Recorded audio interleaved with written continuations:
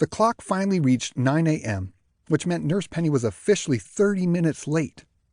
I pulled my mind out of clock watch, wondering if anyone was going to check on me today, when I was greeted by the sounds of a man yelling down the hallway. "I don't need a wheelchair. I know how to walk. Who is this kibitzer anyways?" the male voice yelled. He had a distinct accent. East Coast, New York maybe? "Relax, Dad. This is the manager, Mr. Wilson, and the charge nurse, Miss Penny. You're going to be staying here for a while, and Mr. Wilson and his staff will take good care of you," answered a female voice that I didn't recognize. "Oi, Faye, my own daughter is putting me away like an old shoe. Why don't you just leave me alone at home and let me grow old and die like an honest Jew?" "Dad, you're not well. We've talked about this. Your dementia is getting worse. You need constant supervision to keep you safe." "Dementia?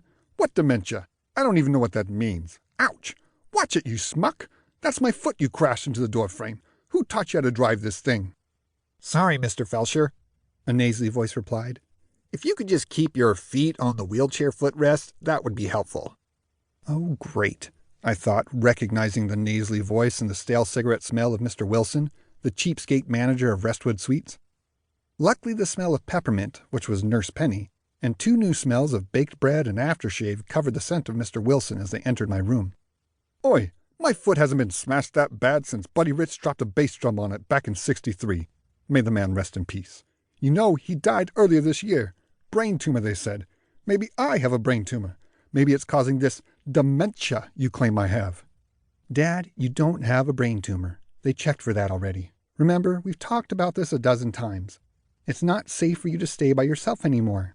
Like last week, we found you in nothing but your bathrobe, playing saxophone in the middle of an intersection. You thought you were with Stan Getz playing at the Savoy."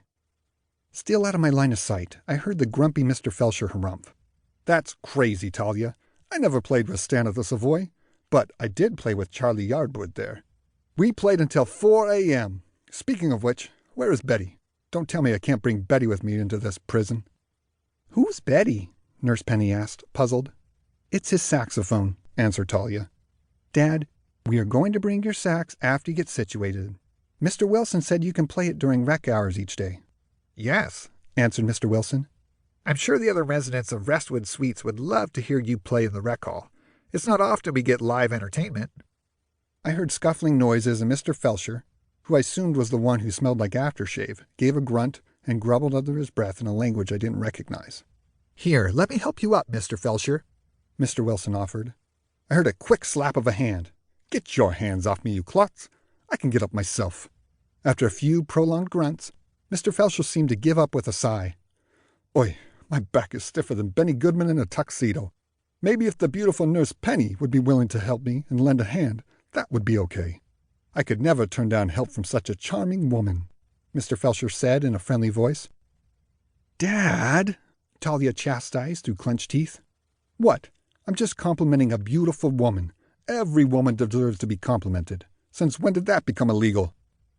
I heard Nurse Penny giggle softly, her peppermint aroma filling the air. "I would be happy to help you, Mr. Felsher," Nurse Penny replied. It sounded like Mr. Felsher was helped to his bed, and a few seconds later, Nurse Penny came into my view to check my vitals. "Oh, good morning, Aaron," she spoke to me softly, as the rest of the intruders continued talking to each other. "You're going to have a new roommate. Oh, won't that be nice, don't you know?"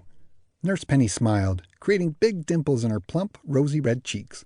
I estimated she was in her late 50s, since she was always telling me about her 2 grandbabies, and the fact that she continually dyed her graying hair a bright blonde color.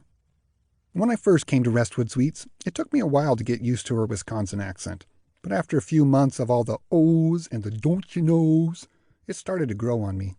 I hoped Mr. Felsher's accent would grow on me as well, but I had little hope.